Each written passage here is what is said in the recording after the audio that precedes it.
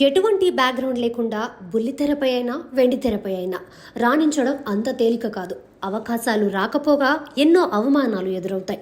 Jabardasth comedian నూకరాజుకు కూడా career స్టార్టింగ్లో అలాంటి అవమానాలే ఎదురయ్యాయట. జబర్దస్త్ ద్వారా గుర్తింపు తెచ్చుకున్న కమెడియన్స్ ఎందరో ఉన్నారు. వారిలో నూకరాజు ఒకడు. కంటెస్టెంట్గా ఎంట్రీ ఇచ్చి తనదైన కామెడీ టైమింగ్తో అందరినీ మెప్పించి టీమ్ లీడర్ స్థాయికి ఎదిగాడు. అయితే దీని వెనుక నూకరాజు పడిన కష్టం ఎంతో ఉంది. ఎన్నో అవమానాలు ఎదుర్కొన్నాడు. కెరీర్ స్టార్టింగ్లో జబర్దస్త్లో జరుగుతున్న కుళ్ళు రాజకీయాలను భరించలేకపోయాడట. ఈ విషయాన్ని స్వయంగా నూకరాజే రివీల్ చేశాడు. తాజాగా ఓ ఛానల్కి ఇచ్చిన ఇంటర్వ్యూలో నూకరాజు మాట్లాడుతూ జబర్దస్త్ షో గురించి షాకింగ్ కమెంట్స్ చేశాడు.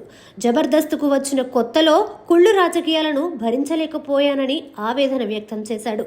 టీం లీడర్లు, సీనియర్లు కలిసి కుళ్ళు రాజకీయాలు చేసేవారని, టాలెంట్ ఉన్న వాళ్ళని పట్టించుకోకుండా అసలు డైలాగులు కూడా చెప్పలేని వాళ్ళని హైలైట్ చేసేవారని చెప్పుకొచ్చాడు.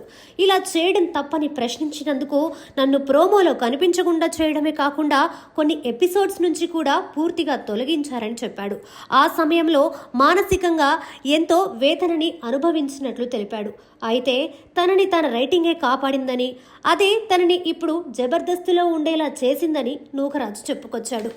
జబర్దస్త్లో జరిగే కుళ్ళు రాజకీయాల గురించి నూకరాజు చేసిన వ్యాఖ్యలు ప్రస్తుతం సోషల్ మీడియాని షేక్ చేస్తున్నాయి.